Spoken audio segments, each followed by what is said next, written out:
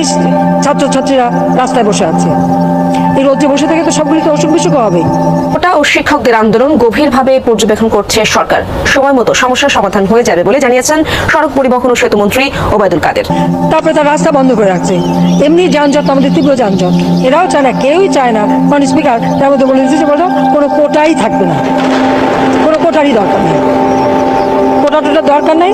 ঠিক আছে, বিসিএস যেভাবে পরীক্ষা হবে মেধার মাধ্যমে সব নিয়োগ হবে। আমরা যুদ্ধ করেছি কোটা খাওয়ার জন্য বা ভাতা খাওয়ার জন্য যুদ্ধ করিনি। কয়েকজন আপনারা একটু বাংলা মোটরের দিকে যাবেন, ওখানে ঝামেলা হচ্ছে, আপনারা একটু তাড়াতাড়ি যাবেন ভাইয়েরা। দর্শক, অবশেষে শিক্ষার্থীদের আন্দোলন সফল হয়েছে। কোটারি আন্দোলন বেশ জনসমর্থন পাচ্ছে এবং উত্তপ্ত হয়ে উঠছে। প্রধানমন্ত্রী সম্প্রতি এটা নিয়ে কথাও বলেছেন। তার মানে এটা এতটাই কানেক্ট। আসসালামু আলাইকুম ওয়া রাহমাতুল্লাহি ওয়া বারাকাতুহু। দর্শক মণ্ডলী, আবারও